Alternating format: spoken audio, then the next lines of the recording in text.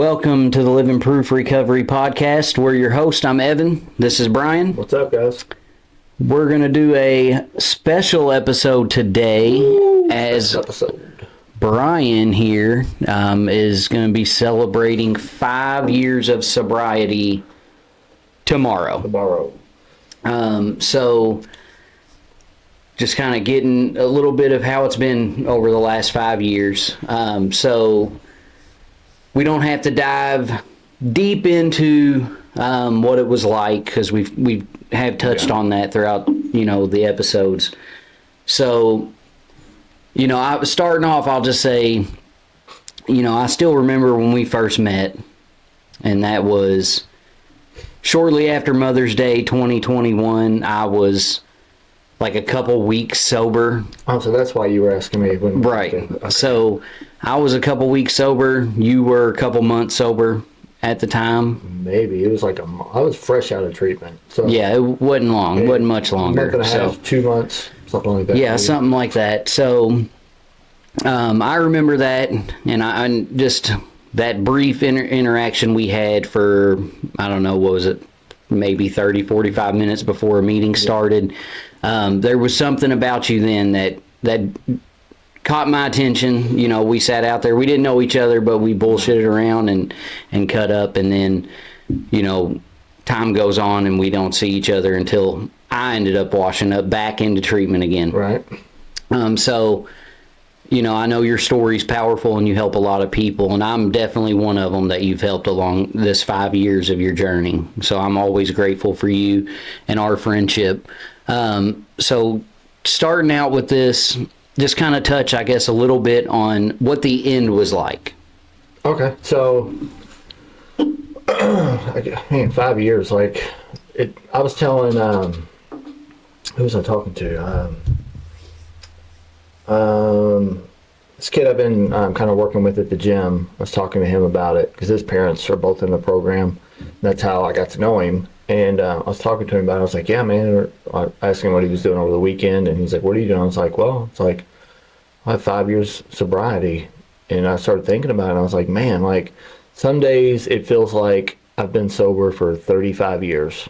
Right. It feels like it's been a lot longer than 5 years. And sometimes it feels like it was just yesterday that I was washing up in a detox. So I don't know. It's been a wild ride. So towards the end, first of all, thank God for alcoholism, because without alcoholism, I'd be dead today. And then it almost killed me. So it's kind of a catch-22. I truly believe that drugs and alcohol kept me from killing myself. But then the thing that was keeping me from killing myself was slowly killing me.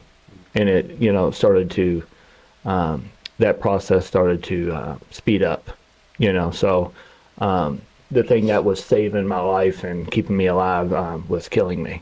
So I think that, so towards the end, it was just a lot of,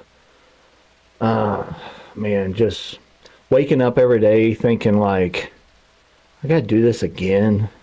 Here we go again, another day. It didn't matter what I had going on in the day. If it's something good going on, it's just I just don't want to do life.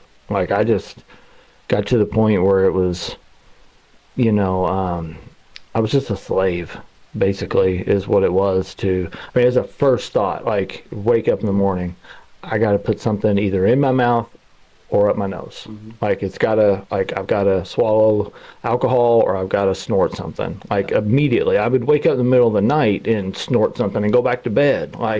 It was just chaos. It was just fear all the time because I'm living 2, 3, 4 different lives. I'm this person over here. I'm this person over here. I got to keep up with this lie. I have to keep up with this. I've got all these lies that have been going on for months, or years, that I'm trying to keep up and trying to keep up appearances. And it was just slowly just fading, and it was I can't hold on much longer. And I'm grateful that the things that happened. I got called out on my shit And that saved my life. At the time, I thought like this is like the worst day of my life. Yeah. Now everybody knows the secret's out. And that felt good to have it out, but in a way it didn't too, because now it's real. Now it's like, well, what the fuck are you gonna do now? It's like, well, I can't lie my way out of this anymore. I'm backed into a corner, and I think that's where a lot of us have to get. It's like we got to get to the point where there's no more fight. Like I didn't have any more fight in me towards the end. It was like I just got to the point where I was just so beaten down. I was like, I just give up, man. I was like, help. Yeah. It's almost like we get. Obviously, the truth is always the answer. Right. But when we're in the madness, and like you said, we start telling so many different lies, and I don't even know what the truth is. Right. And then we get to that point to where, just like you experienced there, the truth was the only answer. Even though you didn't want it to be, that was what it was, and that led you. So there was like this crazy amount of delusion. And even once I got busted, right, it's like everything's out. I'm still trying to lie my way out of it, right? There's still this delusion going on that if I can convince this person, or if I can convince myself, that everything's going to be okay if I just manage well, that I'm going to be okay, that I'm not as sick as other people think I am, and I like acronyms a lot, and one of them is the word denial. It's like, don't even notice I am lying, right? So like a lot of the time I'm saying things, believing them. They're lies though. Like it's not, and it's not like a lie. They're not always lies that like I know the truth. It's like I believe these things, right? Like I believe I'm not that sick. Yeah. I believe I've just had a rough go of life for the last 20 years. I'm not looking at the patterns or anything like that. I've always got somebody to blame. I'm a victim. And that's why I talk about victims a lot, is because, and how we can't recover that way is because I was one, and that's how I painted my whole life. It was like, poor, pitiful me. Like the whole world's out to get me. And that's why I'm like so passionate about like people not doing that, because you just can't get well that way. Right. And until I started to see what the actual truth was, and that's when things started to change. And I was still fighting it.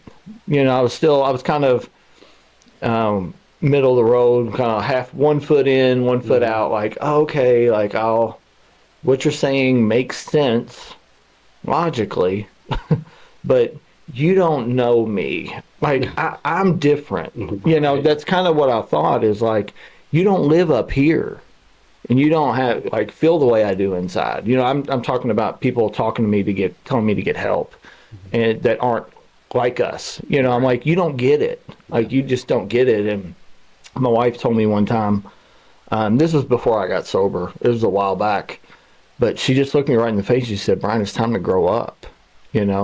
And that really offended me. Like it really bothered me because it was the truth. Well, yes and no. And I say no because it didn't have anything to do with my maturity level, like why I was using drugs. Because she looked at it like, you're just partying too much. And I was like, no, I was like, it doesn't have nothing to do with that. Like, I can't not do this. Like, I have to. Yeah. Like, this is survival at this point, And then it kind of got to the point where recovery became survival. Mm-hmm. Right. So the end was shitty. My last run was fairly short. We've talked about that on here. So the physical detox, that wasn't real bad. Like luckily, like I got busted pretty quickly, so I wasn't running for too long. But the mental and emotional was like on a whole nother level. It was worse than it had ever been. Like just my bottom was emotional, not physical. Yeah, and you had similar experiences as I have. So you got sober, and then you relapsed after having a little bit of time, and like you said, the emotional and mental bottom was so bad at that time, more than the physical. Yeah. And that's how my experience was on my last run. But it's so true. Like, it gets so bad after you get some time together and then you go back out.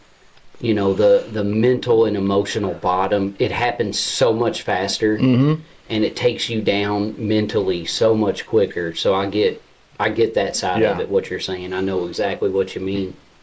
So after this time, you get called out. Now you're going back to treatment again. Fun times. Right. It actually was. It wasn't as bad. Looking back, it wasn't that bad. No, Like, no. it really I look wasn't. back at times I've been in, and I'm like, man, Can I take a wasn't that week off? bad. Can I take a week off and go for a week? It wasn't that just- bad, you know. Yeah. It is being away from your family and missing all that it has stuff. its pros and cons, It I will does, say. yeah.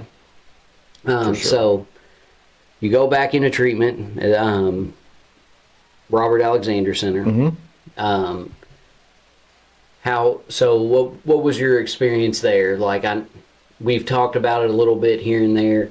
When you first went in for detox, can you remember what your mind state was? Like, what was your state of mind as far as, were you angry that you were going in? Were you excited to be there and just ready to get going? Like, did it take some days? I had a day in between, right, of when all the shit hit the fan at home, right?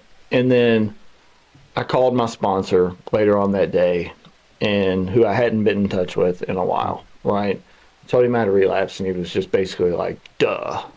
You know, like, no shit. Yeah. You know, and I was like, well, I want to go to treatment. And he's like, I said, I want to go back to Landmark. He said, no. And he'd been working at the Robert Alexander Center. They'd been open for, I don't know, 4 or 5 months, something like that. And he'd been working there. And he was like, you should come here. And I was like, dude, will I take my insurance? Like, I don't care. You know, and so, but I couldn't get in until like Monday. This was like a Saturday that the shit hit the fan. So I had Sunday in between. And Sunday in between, I met up with him, and we got on the phone with people there at admissions and kind of set it up. And, you know. Were you still using that No. day? So you were detoxing No, already? I was detoxing already, yeah. So I had a few pills left, and I flushed them. And I was like, okay, like, because I've never went to treatment high. Like, I never have. Me neither. You know, it's crazy. Because I was already sick when I made my way. Like, I didn't want to, and this isn't a judgment to anybody that does. Like, I get it. You know, if you're, like, want to tie one on before you go. Like, I totally get it. Like, if I would have been single, that's what I would have done. I'm going to be honest. Yeah, every time I look back at my treatment runs, I'm like, man, I should have got blasted one more time. But I knew, I was like, my wife is going to fucking leave me. If I'm not taking this seriously, right? So I was like, I don't want to do it anymore at this point. It gotten to the point where I was like, I can't live with it. I can't live without it. I don't want to do it. So I'm not going to do it, you know? And it was hard, right? It was all day long. I'm just like, fuck, like, I want to get high. And so I met up with him. We got all that set up, and it's pity party the whole Sunday, you know, except for when I was with him, because he wouldn't hear it. He wouldn't, you know, but at home, my wife wouldn't hear it either. But in my head, it's just like, you're an idiot. You're a moron. You fucking dumbass. You're a failure. You're letting people down again. You know, just all the negative talk that we do to ourselves. I'm just beating my ass, right? Just constantly. And then I got there, and I was like that for the first day or two. You know, and then I met my therapist, and I was really lucky to get the therapist that I got, because she's in the program, you know, and she was an opiate addict and an alcoholic just like me. And she sat down with me, and we talked. We had like a little get to know each other session, you know, like maybe an hour. And in that hour, my whole perception changed. You know, and she wasn't like necessarily telling me things that other people hadn't told me, but it was one alcoholic sitting down with another alcoholic, and she's just telling me this stuff. The same things that my wife had said, my parents had said, my kids have said, and I was just like, oh, like she just won my confidence. Yeah, it hits different. It does. And I was like, oh, you get it. It's like, Right. you've been there, because I've had dozens of therapists, and I've been able to manipulate all of them because they weren't addicts, Yeah. you know, so I just tell them what they want to hear. Right. And I tried that, and she was like, I'm going to stop you right there, man. And I was like, what do you mean? She was like, you're full of shit. And I was like, oh, shit. You know? Well, and that's what it even tells us that in the book. Yeah. You were already experiencing what the book tells us. You know, it tells us that no one is Yeah. better suited to help an alcoholic than another alcoholic. Yeah. It's like, you know, you can't talk to somebody about war if you haven't been in war. Right. You know, like you can sympathize, but you can't empathize. And that was what happened there. And I immediately built like this trust with her. And she just was real with me. And I appreciated that, right? And I responded very well to it. And it kind of got me thinking like, oh, okay, maybe she kind of told me a little, just like it talks about in the book, like she told me some of her story. Like she 12-stepped me, Yeah. is what she did. And I was just like, wow, like you're successful and you don't use or drink and all this stuff. I want that. So do you think, so she's not the first alcoholic to tell you these things. No. You know, you've had other alcoholics before this tell you these type of things. Do you think it kind of hits different in that setting because you're talking to obviously someone who's just like us, but also the way you perceive them as like they're a licensed therapist. They have a little maybe more power in what they say versus Yeah, do you I think see what maybe, you're you saying. get what I'm saying? Do you Yeah. think maybe that's why it resonated a little more? Probably. There's probably some truth to that. I think a lot of it, though, it was my state of mind going in. Is like I had finally just been beaten down. It was like, there's no way out now. You know, like, Waving the flag. yeah, like, because before I had always had this, like, thought in the back of my mind of maybe I'm making a little more out of it. Maybe everyone's making a little more out of this than what it is. You know, if I could just X, Y, or Z, I wouldn't drink like this. Or if, you know, but then what I realized is X, Y, and Z took place in my life, and I was still drinking like that. Yeah. You know, so it was kind of like, she was like, you don't really have a excuse for for what you're doing. And I was like, I started thinking about it, and I was like, I don't. I have a good job. I have a house. I have a wife that loves me. I have 4 children. I have family that loves me. Like, I don't. It has nothing to do with that. That's not why I'm drinking. Now, like, things like that in the past have made my drinking worse, but none of that caused it. And that's what I never understood. And she broke that down for me. Like, you're an alcoholic, dude. Like, genetically, like, you're wired different than other people. And I was like, oh, like, and I'd had some exposure at this point from my sponsor to the 12 steps and everything, but I never really got to that point of where I've truly believed that I was an alcoholic, you know, or not that I didn't think I was an alcoholic. I didn't really understand what that meant. Right. You know, I kind of still thought that, okay, well, once things calm down, I'll be okay. If I can make it to a certain point, you know, and maybe do some things, you know, my life will turn around. And then once that happens, you know, I'm okay. And that was the furthest thing from the truth. You know, not even close. Yeah. You know, so you know, I went through treatment, and I took it really serious. I had fun too, though. I wasn't just like always just like, you know, facing a book, you know, or writing something. Like, you know, I had fun with it and everything. I participated, and you know, but she had me doing a lot of work. My sponsor had me doing a lot of work. He had me doing a lot of service stuff when I got there. So I finally felt a part of, you know, instead of apart from, you know. So And I finally started just taking the suggestions like, I, I shouldn't say that because I took suggestions before, but I took them as suggestions, not you need to do this to live. You know, it was more like I need to do this to stop drinking, right? And that's the way I approached it. But once I started approaching it as survival, just like I need to get another hit or another fix for survival, I started approaching recovery as a means of survival. And that really changed things for me, changed my perception of how I saw everything and the way I approached everything. And I started like so I get out of there and I hit the ground running and I start approaching things like my life depends on it. Like I'm desperate, you know?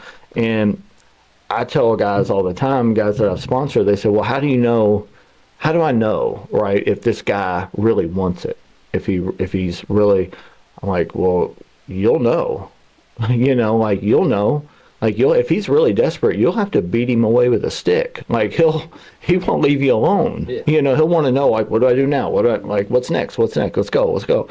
You know, if you got to bug them, you know, to do stuff, you know, maybe they're not quite there. Yeah. You know, it doesn't mean somebody can't get there, you know, through that way. But typically if someone's desperate, you know, you know. So I left there, did all the things, right?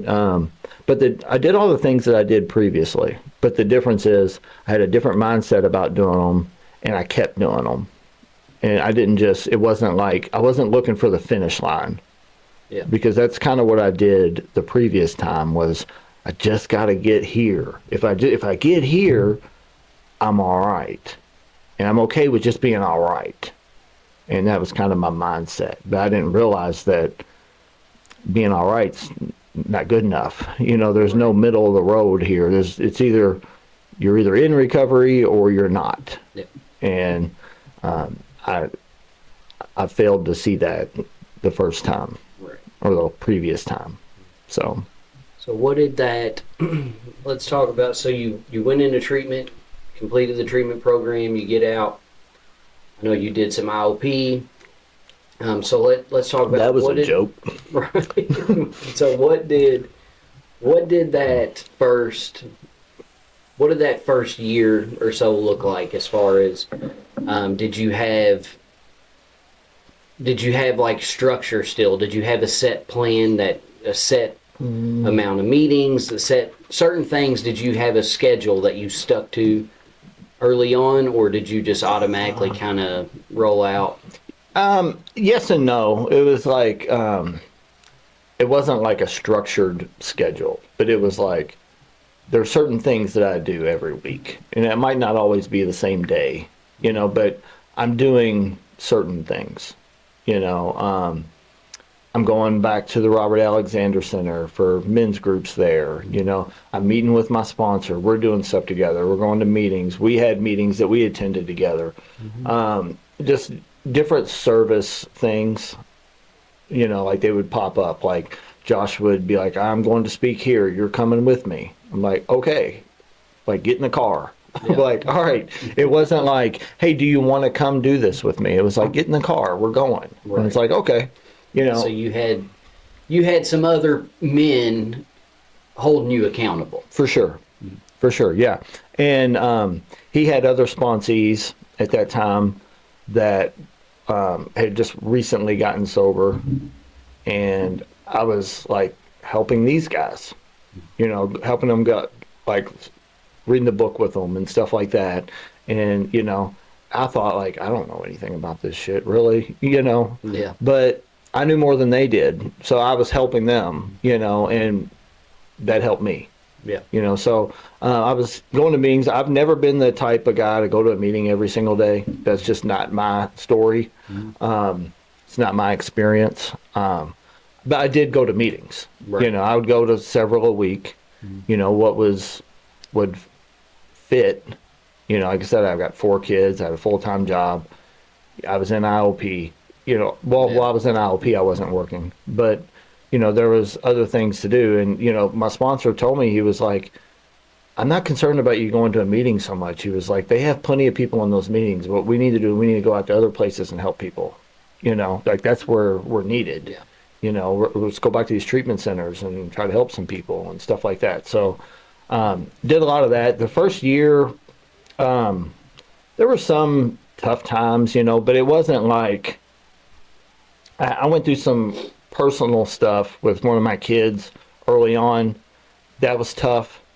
I was maybe 60 days sober, but I never wanted to drink. Like the thought never crossed my mind because, and I should say, while I was in treatment, you know, I was blessed. I was lucky that I had access to my sponsor on a daily basis, face to face. Right. You know, so I was working steps in treatment.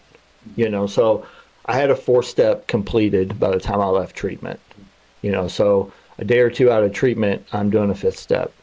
You know, same day I'm doing a 6th, 7th, and the next day I'm writing an 8-step list.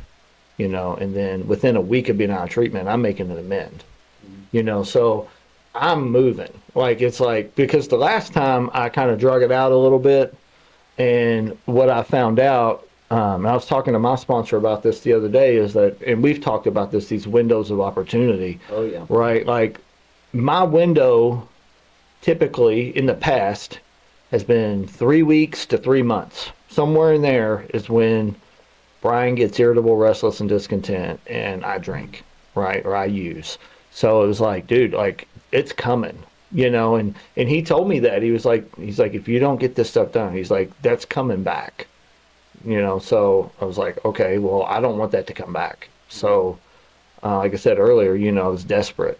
So I really got into the book. I really got into action, you know, because it's not about what you know out of the book. It's about what you do out of the book. So, and the more you do out of it, the more you know, Right. you know. So I was like, okay, so I'm just going to, he's like, just do,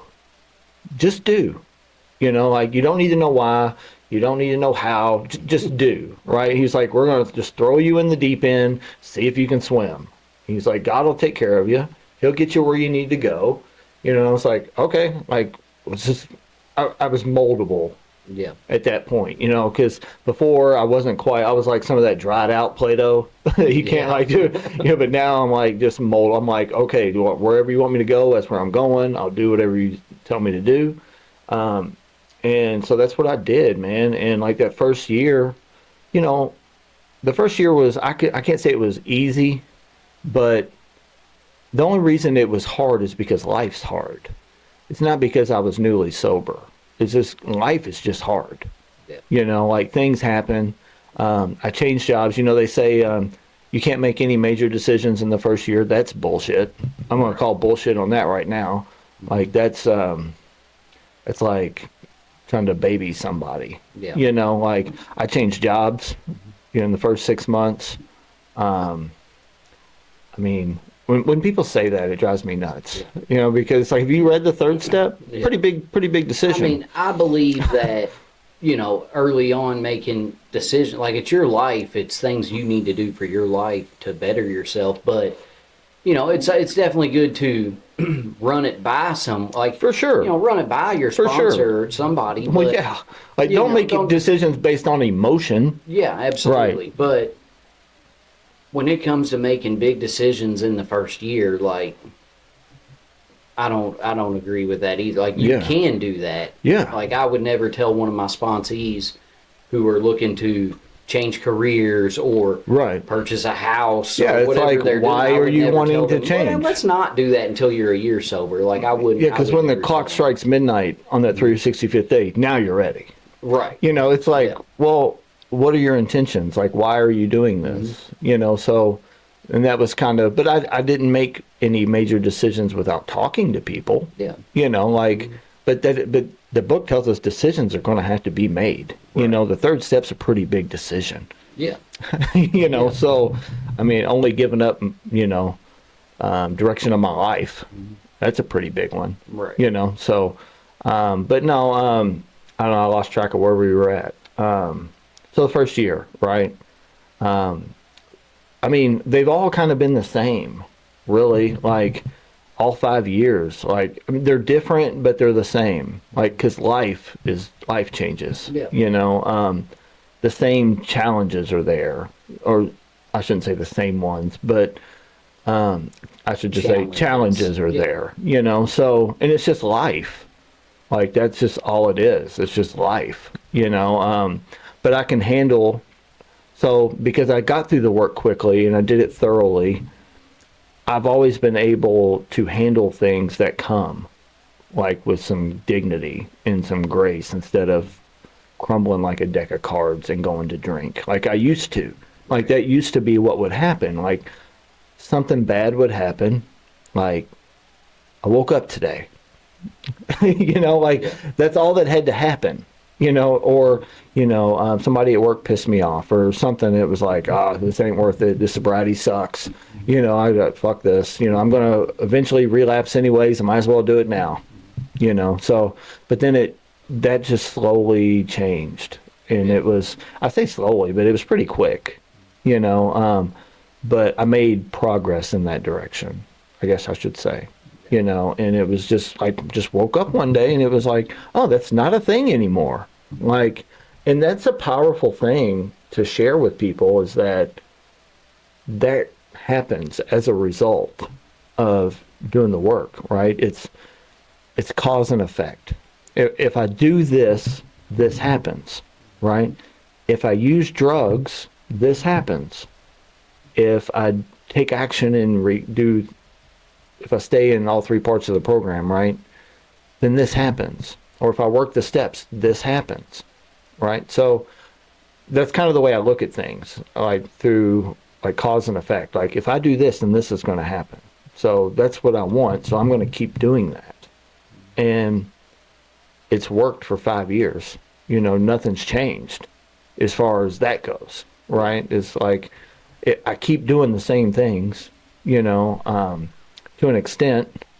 You know, some things are different, or some things are more in depth, you know, or have a better understanding of what I'm doing, you know, things like that. But bottom line is, there are certain things that I have to do.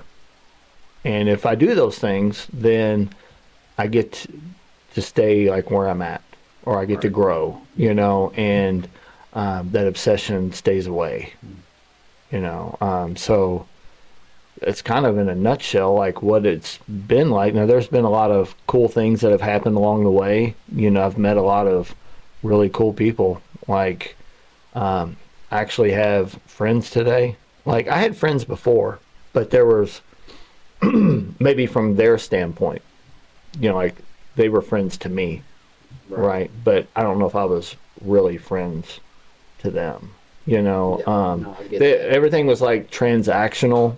Like, I cared about these people, don't get me wrong, like, but there was always an ulterior motive there, and that's just not the case anymore, you know.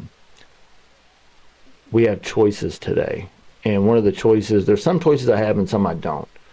One choice I have is who is in my life, right? I get to choose that. I get to choose where I go. I get to choose who I'm around. I get to choose whether or not I work the 12 steps on a regular basis or not, you know. And if I don't, all bets are off. Yeah. Right? So then I lose some choices, you know. So, yeah, that's the kind of stuff that I choose today, you know, instead of choosing to do things my way. And that's another thing, like, people say, like, work your program. Like, it's not my program. Right, it's the program. Right. Like, I work the program, not my program, because my program got me in detox. Right. So I don't work my program. Yeah, I've tried that myself Yeah. many times, and Evan's program probably is just as good as Brian's program. Right. You know? Right. So- That's not saying much, Right. right? But so something I was talking to Joel about today, like, there's times when we have to make changes, you know, and there's been changes along the way, you know, whether it's people in your support group, changing home groups or meetings you attend, new sponsorship. There's just, we get taken to different places, you know, and it's nothing personal to the people, like, if we're leaving them behind. And I don't mean it in a way like they're not good enough or we're leaving them. That's probably a bad choice of words, but I think you know what I mean. You know, if we're moving on to other things, you know, but we have to be able to do that, you know, and we can't. I was always so concerned about people liking me that I would just stay stuck, right? Like, I'm just going to stay where I'm at because the water's calm here and I don't want to ruffle any feathers. You know, I want people to still like me, so I'm not going to do this thing over here that would probably be good for me and maybe help some other people, but I'm comfortable here.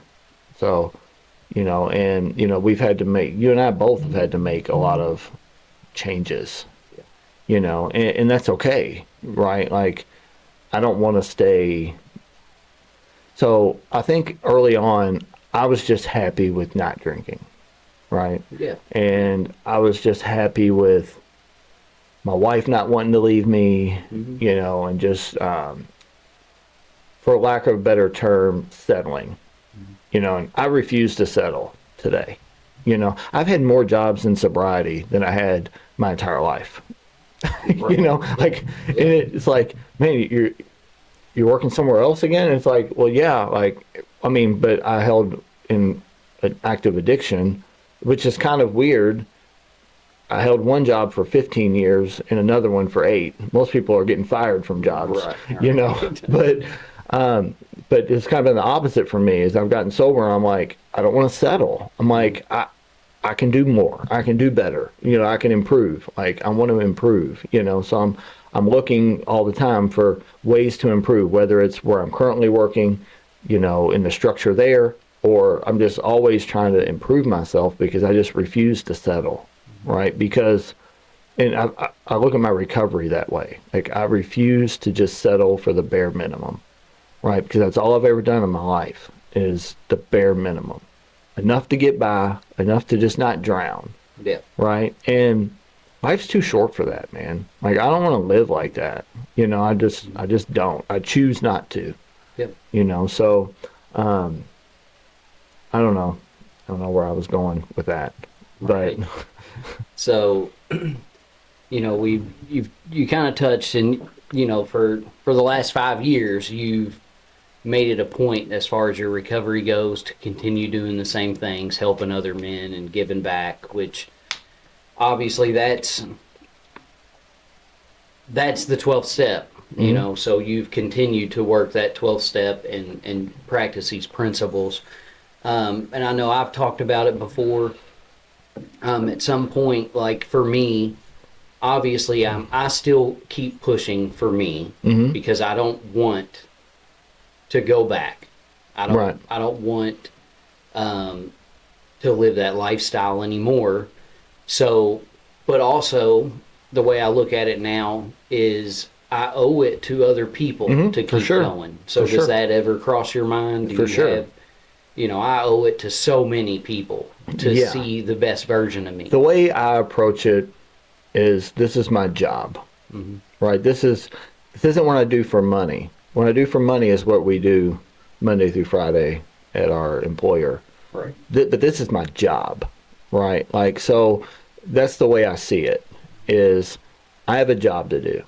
You know, someone did their job, and as a result of them doing their job, I have this wonderful life now. You know, I have this life of freedom and peace and, you know, just all these good things going in my life, right? So in order for me to keep those things, I have to do the same thing. Like, I have to do my job. And it doesn't stop. Like, there's no retirement plan from there. There's not a 401k at this job. You know, it pays very poorly monetarily, right? It doesn't pay the bills, you know, but it pays very well in freedom and peace and things like that, right? So, which is not underrated, you know. So that's the way I approach it. It's like, this is my job. It's my I have a responsibility. Yeah. You know, I have a responsibility to help the next person.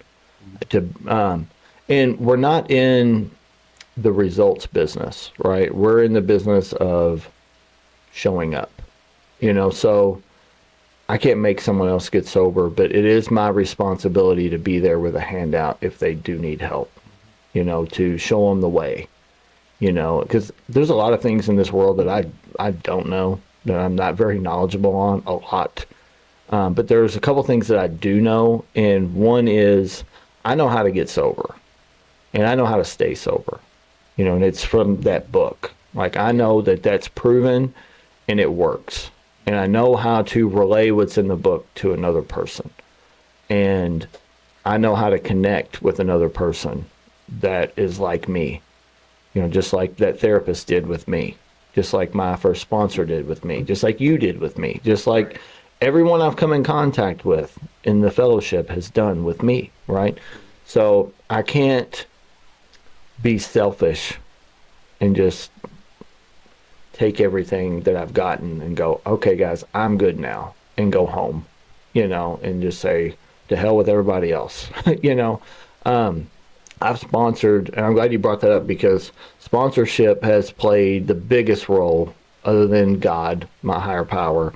Sponsorship has played the biggest role in my recovery, in service. Those two things together, right, have been just the biggest movers. Right, because I get to experience all kinds of cool things through these men that I work with, and I sponsored a lot of guys, that they haven't all stayed sober, a lot of them haven't, but I got something out of that, whether it's just an experience that I can take to the next guy, or, kept me sober, but I don't go into it with the thought process of I'm working this person with this person so I could stay sober, because then I'm putting my dependence on them to keep me sober. So I look at it like it's my job. It's my responsibility to help this person, and then by doing my job I get paid. I get to stay sober. It's my payment that I get. So sponsorship's been huge for me. So we've kind of talked about, things you've done over the past 5 years, working with others and being grounded in your recovery. But we have to have other things we do in life. So, and something you had mentioned earlier about how you kind of had some fun in rehab when you first went. So for me, I know when I was literally I've been to treatment multiple times, and every time when I'm in there at different points, it's like I feel I'm learning how to laugh again, right? Yeah. And it's always like, wow, I haven't done that in a long time. So yeah, those treatment belly laughs are awesome. Right. So now at 5 years sober, like what do you do other than we know what you do to stay sober, but outside of recovery, like what's life look like now? Like, how do you have fun in recovery? What are things that you do?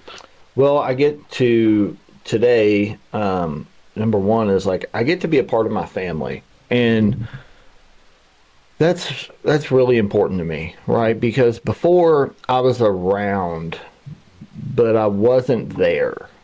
It's like Dad's physically here.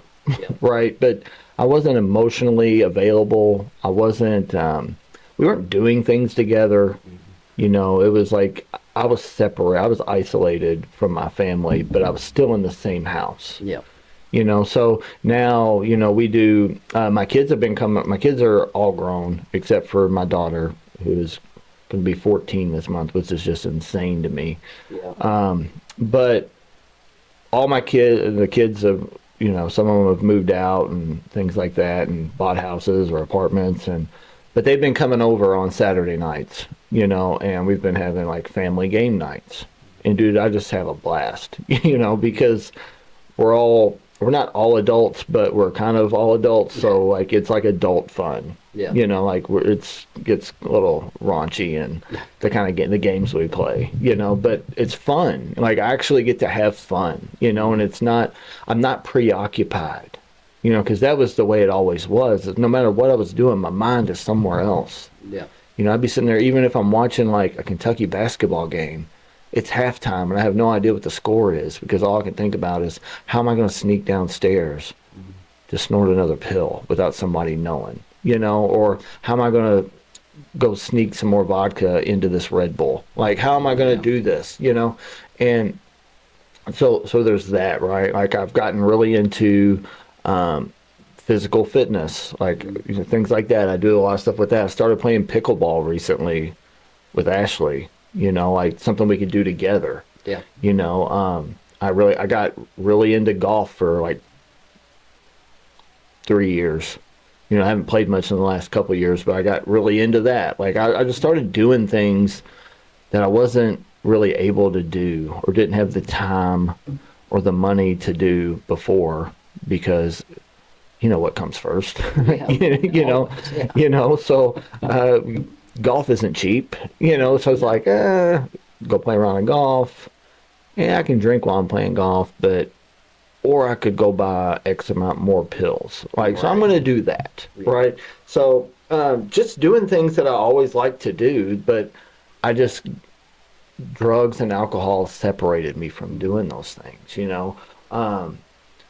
Just actually just spending time with people, you know, like just not being a hermit, Yeah. you know, just somebody who just stays in the bedroom all day, you know, and just lays under the covers and just wishes to die. You know, I'm just living my life today.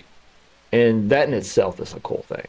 Yeah. You know, like I go on a lot of walks and like I kind of meditate while I walk because I grew up in this neighborhood that I live in now, right? So it's kind of cool to like just go on like an hour-long walk through the neighborhood that I used to just raise hell in, Right. and just kind of look around, like, oh, I remember I did this over here, or so and so used to live here, and you know, just little things like that. You know, what I do today is like I can do a lot of things that whatever I want to do. You know, like in a way, like not.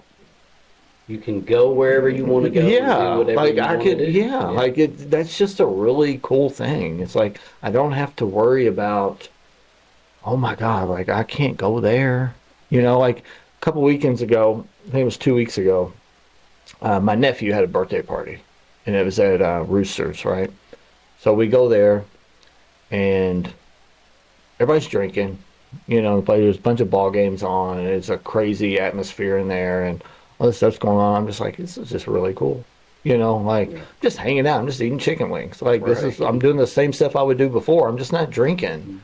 Like, but I'm not miserable. And I thought that I would never be able to enjoy playing golf, enjoy watching a ball game, you know, because enjoy anything, because everything was attached to drugs and alcohol. Yeah. So, but I can still do a lot of those same things and not have to have the substance, you know, which is a really cool thing, which actually gives my life substance, which is kind of weird. It's like you take the substance away, all of a sudden I have substance. Yeah. You know, it's kind of wild, but yeah, man, it's like I can do things today. You know, I get to show up. You know, That's like, huge. yeah, That's huge. yeah, man. Like it's just, I don't know. Like it's a totally different life. You know, it's like we get to live multiple lives. I think that's it's kind of an advantage of being an alcoholic. You know, I was talking about earlier how Ashley had told me that it's time to grow up, right? I was talking to my sponsor about this the other day. I was like, man, I don't think it's a matter of that we need to grow up. I think it's a matter of we need to grow down. You know, like we need to grow down to be back to being reborn and being like a child of God and learn how to be a kid again and have fun and take directions, because it's what kids do. They take directions. They take suggestions from people bigger than them. And from a very little kid, I always knew that if I had a problem that I couldn't handle, that I could always turn to something bigger than me and the problem would get solved. Whether it would be my older brother, my dad, my mom, how I get a big stick. You know, something bigger than me could help me solve this problem, right? I knew that. No one ever taught me that, you know, and it's the same way now. You know, it's like, I just got to turn my problem over to something bigger than me, and it'll help me out, right? So I kind of got to grow down to being a kid, like a kid again, to where I'm open-minded, and I can learn things. Because as I got sober, I was 41 years old. I had a lot of prejudice, old ideas, bad habits. They say you can't teach an old dog new tricks. That's not necessarily true. Like that old dog, you couldn't have taught new tricks. But in order for me to learn these new things, I had to start all over, right? So it's like I had to grow down instead of growing up. Yeah, that you saying that reminds me of Inky Johnson, one of his videos that I've watched of him before, where he talks about what if the journey isn't about becoming who you're supposed to be, but unbecoming everything you're not. Yeah. So, because as children, I think even like as small children, we all have some sense of, we know right and wrong, Mm-hmm. right? We maybe chose as kids to do some of the wrong things Right. with our young minds, but we knew what was right and wrong. And then as we get into active addiction and alcoholism, all bets are off. Right. Once we cross that line, and that's all we know is to do the wrong things, Mm-hmm. right? So, I'm glad you brought that up, but that's what it made me think about is the unbecoming. Right. Because we get sober and we're like, man, I got to become the man I'm supposed to be, Yeah. the husband I'm supposed to be, the dad, and all these things. But in reality, I already knew I was supposed to be those things and had those things in me. Mm-hmm. But drugs and alcohol had taken over, and I was no longer able Right. to be those things. So it was about the unbecoming. Yeah, it's like I said, growing down. It's like starting over. It's like being reborn is the terminology it uses in the book, is we were reborn, right? So it's like starting from an infant, and like someone who is early in recovery is a baby. Yeah. It's like I don't know how to do anything. Yeah. We don't know how to control our emotions. Yeah, I'm throwing tantrums. Like I don't know what to do, right? So I have to have somebody show me, like a parent, but I don't need a parent. Mm-hmm. But I need someone to just teach me. Yeah. And I think it was I'm probably going to get the artist wrong, but I think it was Jack Black. You're close. Leonardo da Vinci. I think it was. You're close. Very, very close. Whoever made the statue of David, I think it was Leonardo da Vinci. I think it was either him or another Ninja Turtle. It was Leonardo or another Ninja Turtle. I don't know which Ninja Turtle. Maybe it was Michelangelo. It might have been Michelangelo. It was a Ninja Turtle. Okay. So I know that. But somebody asked him, I read sometime a while back that somebody had asked him, how did you make the statue of David? And he said, I didn't make the statue of David. He said, what I did is I took everything away that wasn't David, and there he was. Right? So it's like, I got to get rid of all the things that I'm not, that's not me, so that I can be me. Right? And that's kind of what the 12-step process does. Yeah. We start over, we seek a higher power, something in charge, something to help us, and then we get rid of all the baggage, all the guilt, the shame, the hate, the remorse, all that stuff. We get rid of that through 4, 5, 6, and 7, right? And all these defects of character and all that stuff. We get rid of all that stuff. Then we clean up the past and get rid of all that. That's how we get rid of the shame and the guilt, right? And a lot of the fear also, and then we turn our thoughts to people we can help, right? So it's like, by going through that process, I've gotten rid of everything that's not really me, right? That's alcoholism, that's addiction, I get rid of all that stuff. And then here I am, it's like at the end of all that, it's like I'm a different person, it's like I've been reborn. Like I was saying, it's like, here I am, like I think different, I act different, I react different, You know, I just, the way I carry myself is different. Like, we didn't know each other in the madness. Like, I'm a totally different person. Like, but not on the outside, right? On the inside, I am. On the outside, I'm not that much different because in the madness on the outside, I was whoever you would like, right? So I might be a really nice person, like, or I might seem like it, you know, like I'm really nice. Like, hey man, can I help you out? You know, help you move? You know, what do you need? You know, like you need a ride? Like I'm always trying to make somebody like me. So one thing my dad told me one time, it was like right the day before I went into treatment, because I had to go on the walk of shame, the tour of shame, right? And tell people that I was going to treatment, right? And that was just brutal, dude. Like, it was awful, right? So I go to my parents' house and I'm just slobbering, crying, slinging snot everywhere, you know, and my dad didn't understand, you know, because he was like, everybody likes you. You know, he was like, what, like, why do you keep doing this? Like, why do you hate yourself so much? Because I was like, I just hate I want to die. You know, and he was like, why? We all love you. Everybody loves you. Like, why do you? And I was just like, I don't know. You know, I didn't know. You know, it was because I hated myself. You know, because I just had this hole on the inside of me that we've talked about before that nothing could fill it. You know, like I just never felt completed. Like I just always felt apart from, different than, not good enough. Just all this low self-esteem. There's all these things, right? And he was just like, everybody likes you. Like, I just don't understand. Because I've always been easy to get along with. I've never really been like just an asshole. You know, it's just like, I've always had a good sense of humor. You know, like but on the inside, it was totally different. The person I was portraying was not the person who I really was. Right. But now the outsides match the insides. Like what you see is what you get now. Right. It's like, it's me. Yep. Like I'm unapologetically me. Like if you like it, that's great. If you don't, that's great.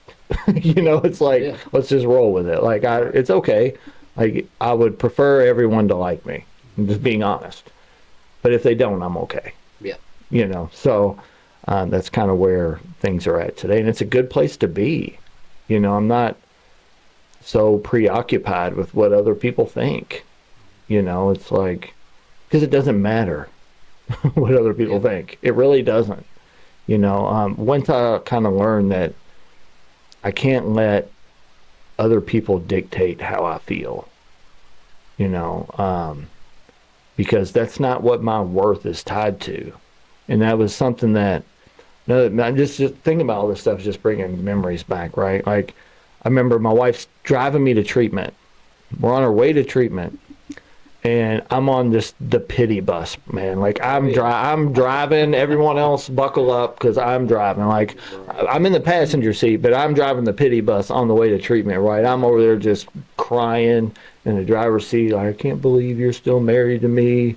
You know, I can't believe you. Why don't you just leave me? You know, still manipulating. Yeah, I just want her to tell me that it's okay. That no, you're not a bad person, you know, and she's not obliging, you know, and I'm like, God, man, like this is just like, I hate myself, you know, I do, like I hated myself. And remember, I was like, I don't know why I keep doing this, because I really I didn't know, you know, and she hit me with, you probably keep doing this because you don't love yourself enough not to. And I was like, And I still remember that, like, because it resonated with me. I was like, she's right. Like, I fucking hate myself. Like, I really did. Like, just the amount of self-hate that I had was, like, it's making me, like, feel weird right now. Like, because I just, dude, like, the daily grind that I went through on a daily basis for years, for over a decade of just hating myself. Like, that's something I don't want to ever go back to. You know, like it was terrible. It was hell, you know, and I think that's one of the biggest character defects that we have is self-hate. You know, and a lot of times we don't identify it though as self-hate because we're used to it. It's just like, this is just how I feel. Like, you don't feel like this? Like, I thought everybody felt the way that I felt. And I come to find out most people don't. Other than, unless they're addicts and alcoholics. They do. You know, all of them do. You know, majority of them do. But most normal people don't feel that way. They can take things or leave it. They don't, you know, a good example I noticed the other day, like, I just noticed little things, you know, about how normies react to stuff and how I would have reacted. And my daughter stubbed her toe the other day on the end of the bed, right? And her first response was, ah, my toe, right? And I started thinking about it, and I was like, that's not what I would have said. What I would have said was, the first thing that would come to my mind is, you fucking idiot, right? Like, you're moron, dumbass, something like. I would just put myself down, like, because I hated myself. Like, it would never be like, oh my God, my toe hurts. Like, I just hit my toe. It's like, you fucking idiot. Yeah. Like, that's where my mind would always go, because that was my opinion I had of myself, is that I was a fucking idiot. I was a moron. I was less than, right? And today when I stub my toe, it's like, fuck, that hurts. You know, like, ow. You know, I'm not like, you fucking dumbass. You're such a dumb piece of shit. Like, but it's like little things like that.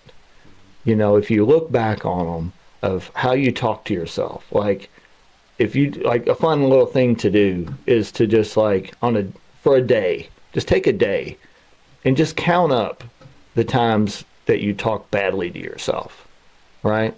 And then the next day, count up the times that you talk kindly to yourself, or you notice how, like, things are working for you instead of against you, right?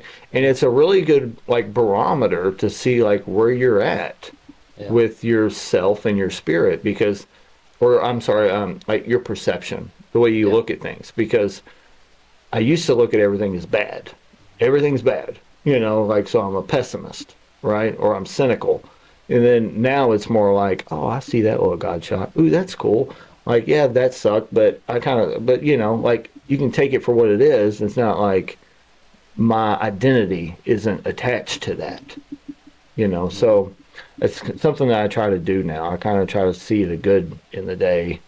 It doesn't mean that I don't have bad days, or there's not days that just absolutely suck, you know, but they don't consume me today, you know. And that's that's one of the really cool things about sobriety. And when I say sobriety, I don't mean not drinking. I'm just talking about actual sobriety, because it's about so much more than just not drinking. Like, that's like the admission to get in. Yeah.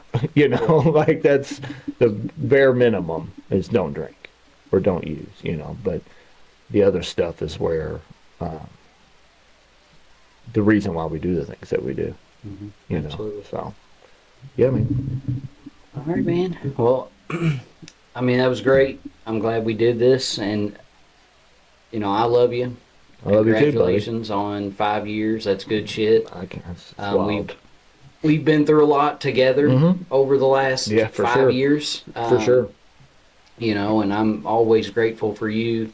And I know we've both had a lot of people come and go. And for some reason, you know, out of all the guys that we started this whole thing with, it was like we were the final two standing, you know, and you've always had my back. Yeah. And I always will. I think you know that I have yours, and I always will, man. So for sure, just keep helping people and just being you. Yeah. You know, I wish I had planned a 10 things I hate about you speech, since that's how you were talking at the end. That's what came to my mind. I was like, I wish I had a speech right now. But I don't hate you a little bit. Not even at all. So, I love you, man. I appreciate you. I love you too, buddy. Thank you. Thanks, guys. We will catch you next time.